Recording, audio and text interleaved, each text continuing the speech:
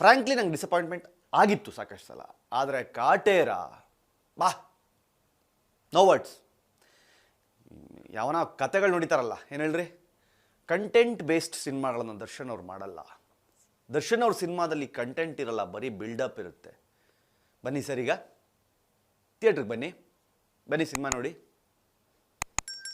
ದರ್ಶನ್ ಅವ್ರಿಗೂ ಗೊತ್ತು ಎಲ್ಲೆಲ್ಲ ಅವ್ರು ಮಿಸ್ಟೇಕ್ ಮಾಡಿದ್ದೆ ಈ ಹಿಂದೆ ಅಂತ ಅವ್ರಿಗೆ ಗೊತ್ತಾಗಿದೆ.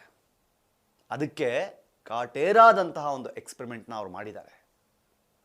ಆ ಎಕ್ಸ್ಪೆರಿಮೆಂಟಲ್ಲಿ ದೊಡ್ಡ ಮಟ್ಟದಲ್ಲಿ ಗೆದ್ದಿದ್ದಾರೆ, ನೋ ಡೌಟ್. ಸುಮ್ಮನೆ ಬಿಲ್ಡಪ್ ಕೇಳಬೇಕು, ಸುಮ್ಮನೆ ಇಲ್ಲಪ್ಪ ಒಂದು ಸಿನಿಮಾ ದರ್ಶನ್ ಅವ್ರ ಸಿನಿಮಾ ಹೊಗಳಬೇಕು, ಇಲ್ಲ ನನಗಿಷ್ಟ ಆಗಿಲ್ಲ ಅಂತಾರೆ ನಾನು ಅದ್ರ ಬಗ್ಗೆ ರಿವ್ಯೂವೇ ಮಾಡಲ್ಲ ನಾನು, ಅಷ್ಟೇ ಸಿಂಪಲ್. ಸೊ ಆದರೆ ಇಲ್ಲಿ ಮಾಡಿಲ್ಲ ಅಂದರೆ ತಪ್ಪಾಗುತ್ತೆ ಅನ್ನುವ ಕಾರಣಕ್ಕೆ ಬೆಳಗ್ಗೆನೆ ನಿಮಗೊಂದು ರಿವ್ಯೂನ ತಲುಪಿಸ್ತಾ ಇದ್ದೀನಿ.